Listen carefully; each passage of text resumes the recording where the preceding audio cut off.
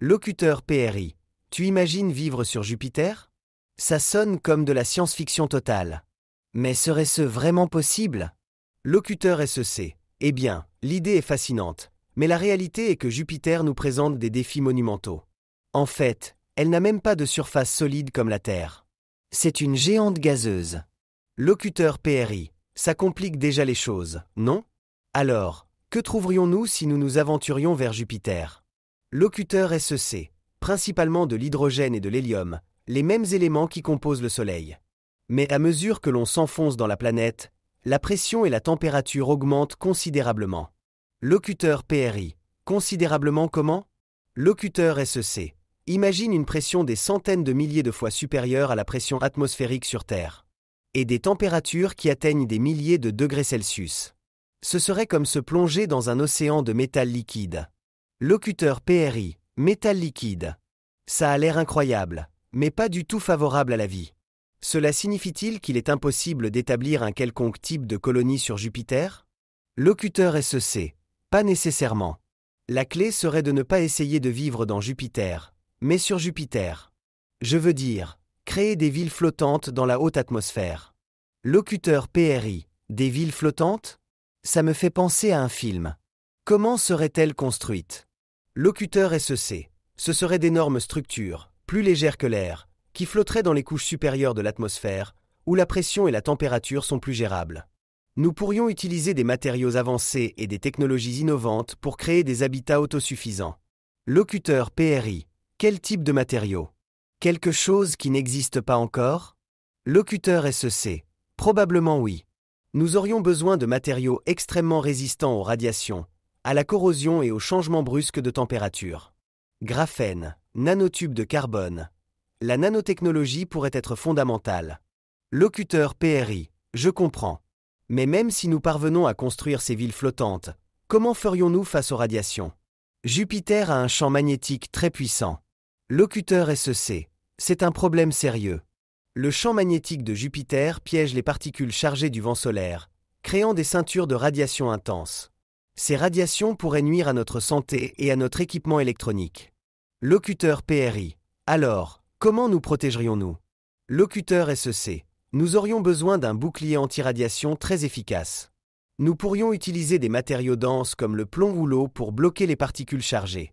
Nous pourrions également générer un champ magnétique artificiel autour des villes flottantes pour dévier les radiations. Locuteur PRI. Ça a l'air complexe et coûteux. Et qu'en est-il de l'énergie? Comment alimenterions-nous ces villes flottantes? Locuteur SEC. Jupiter reçoit beaucoup moins de lumière solaire que la Terre, mais nous pourrions tout de même utiliser des panneaux solaires pour produire de l'électricité. Nous pourrions également exploiter l'énergie du vent, qui est très fort dans l'atmosphère de Jupiter. Une autre option serait l'énergie nucléaire, bien que cela pose certains risques. Locuteur PRI. Bien sûr, il y a toujours des risques. Et en parlant de risques, que se passerait-il si une tempête frappait l'une de ces villes flottantes? Les tempêtes sur Jupiter sont gigantesques. Locuteur SEC. C'est une préoccupation légitime. La Grande Tache Rouge, par exemple, est une tempête qui est active depuis des siècles. Nous devrions concevoir les villes flottantes pour qu'elles soient extrêmement résistantes aux vents violents et aux turbulences. Nous pourrions également utiliser des systèmes de propulsion pour déplacer les villes et éviter les tempêtes. Locuteur PRI. Déplacer des villes? Ça a l'air de la science-fiction poussée à l'extrême. Mais supposons que nous surmontions tous ces défis techniques. De quoi d'autre aurions-nous besoin pour vivre sur Jupiter? Locuteur SEC. Nous aurions besoin d'un écosystème artificiel qui nous fournisse de l'air, de l'eau et de la nourriture. Nous pourrions cultiver des plantes dans des serres hydroponiques, recycler l'eau et l'air, et élever des animaux pour obtenir des protéines. Locuteur PRI. Comment contrôlerions-nous la gravité? Jupiter a une gravité beaucoup plus forte que la Terre. Locuteur SEC. Nous pourrions utiliser des systèmes de rotation pour simuler la gravité terrestre. En faisant tourner les villes flottantes, nous créerions une force centrifuge qui nous maintiendrait collés au sol. Locuteur PRI. Comme dans les stations spatiales des films? Locuteur SEC. Exactement. Mais à une échelle beaucoup plus grande. Nous pourrions également utiliser des combinaisons spéciales qui nous aident à supporter la gravité de Jupiter. Locuteur PRI. Je comprends. Et en parlant de combinaisons, comment communiquerions-nous avec la Terre? La distance est énorme. Locuteur SEC. La communication serait un défi.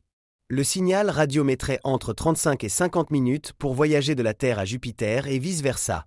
Cela signifie que les conversations en temps réel seraient impossibles. Nous devrions communiquer par message texte ou vidéo qui sont envoyés et reçus avec un retard.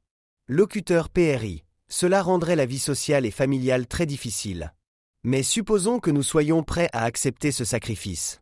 Pourquoi voudrions-nous vivre sur Jupiter en premier lieu? Locuteur SEC. Il y a de nombreuses raisons. Jupiter est une planète fascinante, pleine de mystères à découvrir. Y vivre nous permettrait d'étudier son atmosphère, son champ magnétique, ses lunes. Nous pourrions faire des découvertes scientifiques révolutionnaires. Locuteur PRI. De plus, ce serait un grand pas pour l'humanité, n'est-ce pas? Locuteur SEC. Sans aucun doute. Nous démontrerions que nous sommes capables de vivre dans des environnements extrêmes, de nous adapter à des conditions inconnues. Ce serait une étape importante dans l'exploration spatiale. Locuteur PRI est aussi un moyen d'assurer la survie de l'humanité en cas de catastrophe sur Terre. Locuteur SEC. Exactement. Coloniser d'autres planètes est un moyen de diversifier nos risques et de garantir que l'espèce humaine ait un avenir à long terme. Locuteur PRI.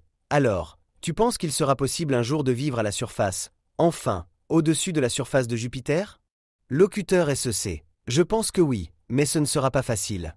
Il faudra des décennies de recherche, de développement technologique et un investissement massif de ressources. Mais si nous sommes prêts à relever le défi, je pense que nous pouvons y parvenir. Locuteur PRI. Ça a l'air incroyable. Et un peu fou, aussi. Mais j'aime l'idée que l'humanité puisse s'étendre au-delà de la Terre. Locuteur SEC. Moi aussi. Et qui sait, peut-être qu'un jour nous verrons des villes flottantes briller dans l'atmosphère de Jupiter. Locuteur PRI. Ce serait sans aucun doute un spectacle impressionnant. Et vous, explorateurs, qu'en pensez-vous? Pensez-vous qu'il est possible de vivre sur Jupiter?